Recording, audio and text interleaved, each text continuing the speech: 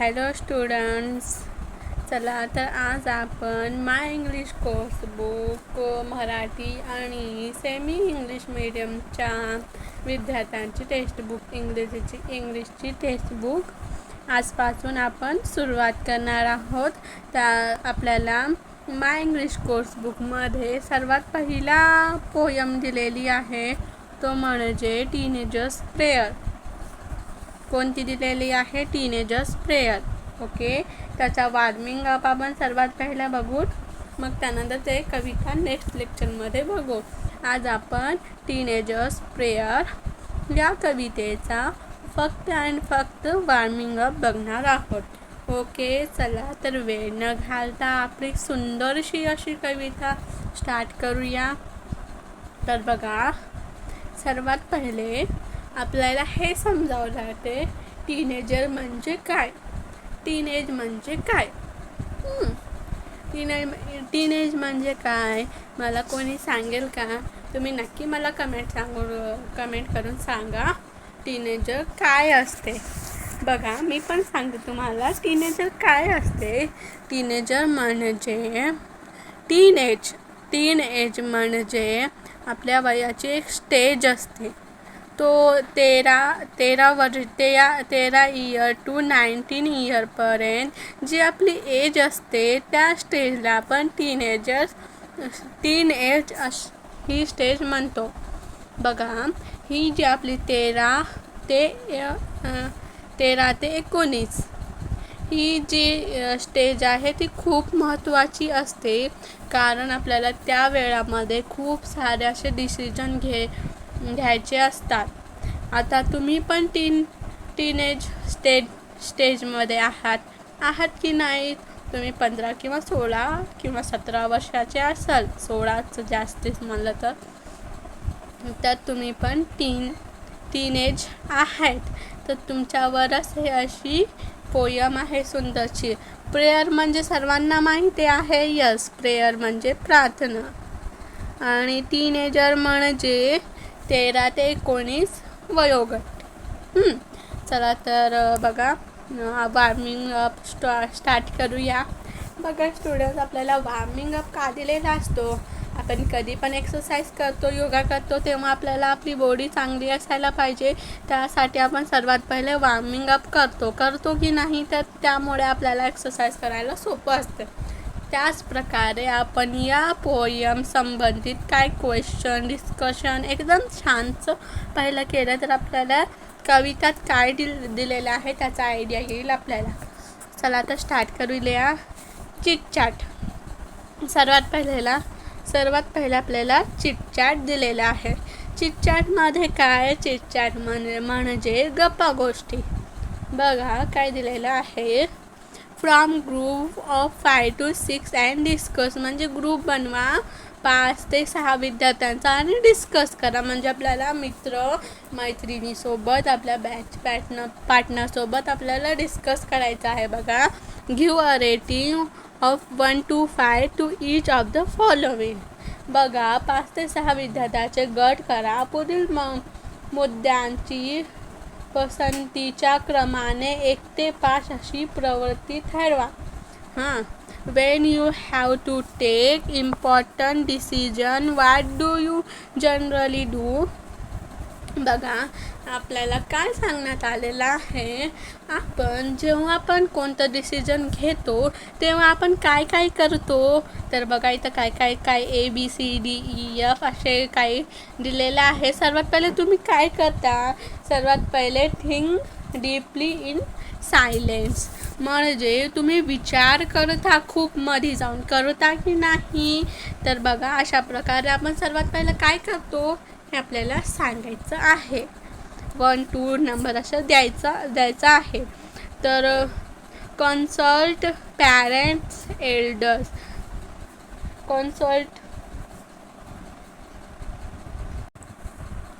बघा student, consult म्हणजे सल्ला घेणे. पॅरेंट्स आणि तुमच्या मोठ्याची तुम्ही सल्ला घेता का? हो, घेता.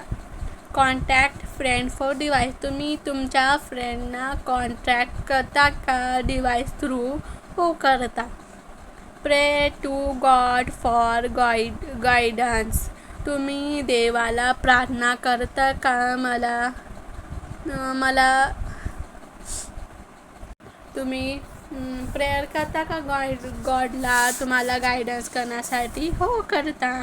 Think deeply in silence. तुम्ही शांतीपूर्वक खूप विचार करता का? मला सांगा नक्की. Ask your teacher for help.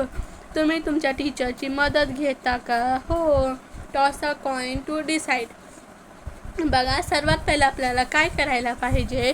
सर्वात पहिलं आपल्याला थिंक डीपली इन सायलेन्स म्हणजे शांतपूर्वक विचार करायला पाहिजे. तर फर्स्ट नंबर ह्याला द्या तुम्ही. हे तुमच्या मनानं द्यायचं आहे. मी माझ्या मनानं पण इथं माझ्यानुसार मी इथं देत आहे. तुम्ही तुमच्या मनानं देखील द्या, तुमच्या फ्रेंड्सना डिस्कस करून. त्यानंतर तुम्ही काय करता? तुम्ही सल्ला घ्या. पहिलं काय करायचं? आपल्याला विचार करायची की आपण जे म्हणतो, जे आपल्याला डिसिजन घ्यायचं ते डिसिजन कसं आहे, खरं आहे खोटं आहे, ते आपण विचार केला डीपली. त्यानंतर सल्ला घ्यायचा आपल्या मोठ्यांचा, आपल्या आईवडिलांचा. त्यानंतर आपण काय करायचं आहे? टीचरला विचारायचं, टीचरची पण हेल्प घ्यायची. त्यानंतर आपण आस्क युअर टीचर म्हणजे तुमच्या टीचरला पण हेल्प घ्यायची. मग नंतर काय करायचं बघा? मग नंतर कॉन्टॅक्ट फ्रेंड फॉर डिवाइस. त्यानंतर तुम्ही तुमच्या फ्रेंडला कॉन्टॅक्ट करता. त्यानंतर तुम्ही गॉडला प्रेयर करायचं आणि toss a coin to decide. म्हणजे आता बघा, आपण एकदा आपल्याला काही डिसिजन घ्यायचं ते कॉईनवर थोडी नसणार ना ते. तर आपल्याला असं काय पण कॉईन अशा वगैरेवर डिस्कस घ्यायचं नाही. तर हे कॅन्सल झालं. फक्त आपल्याला विचार करायचं शांतपूर्वक. त्यानंतर आपल्याला आपल्या मोठ्याची सल्ला घ्यायची. त्यानंतर आपल्याला आपल्या टीचरची हेल्प घ्यायची. त्यानंतर आपल्याला आपल्या फ्रेंडशी पण थोडा कॉन्टॅक्ट करायचा. त्यानंतर देवाला प्रार्थना करायची. असं सगळं करायचं आपल्याला. हे बघा, हे किती मजेशीर होतं. तुम्ही पण तुमच्या क्लासमध्ये डिस्कस करा अशा प्रकारे.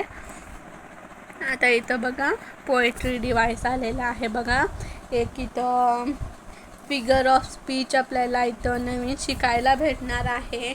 बघा काय दिलेलं आहे. In poetry very often there are lines in which the poet seems to talk directly to an absent person and abstract ideas or things object. तुम्ही कधी पण बघितलं असेल बघा, बऱ्याच वेळा कवितेत लिहिलेल्या ओळीमधून कवी एखाद्या अनुपस्थित व्यक्ती म्हणजे absent पर्सन आणि अगोचर म्हणजे abstract म्हणजे अमृत्य अँड अगोचर म्हणजे ते नाही, कल्पना आहे. थिंक आयडियावर कल्पना ह्याच्यावर बोलायचं असतं. असं आपण खूपदा बघितलं. फॉर एक्झाम्पल बघा, twinkle twinkle little star. Twinkle twinkle little star. स्टारला बोललेलं आहे तिथं. तर तसं स्टार आपल्याला बोलतं का? आपण स्टारला बोलतं का? नाही ना. तर बघा, अशा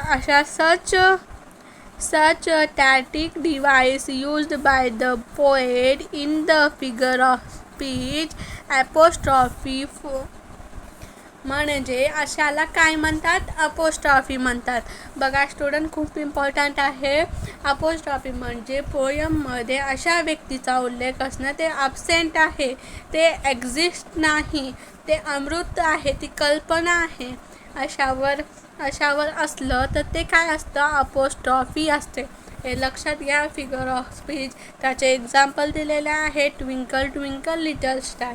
death way is sitting. Death where is they sitting म्हणजे डेथ मृत्यू, तू कुठे आहेस, असं एक्झाम्पल आहे. बघा, मृत्यू आपल्याला बोलते का रे कधी? नाही ना, एक कल्पना आहे. हे अमृत गोष्टीला बोललेलं आहे. ॲब्सेंट पर्सनला बोललेलं आहे. तर हे कशाचं एक्झाम्पल आहे, कशाचं फिगर ऑफ स्पीच आहे, अपोस्ट्रॉफीचा. हे खूप इम्पॉर्टंट गोष्ट आहे बघा.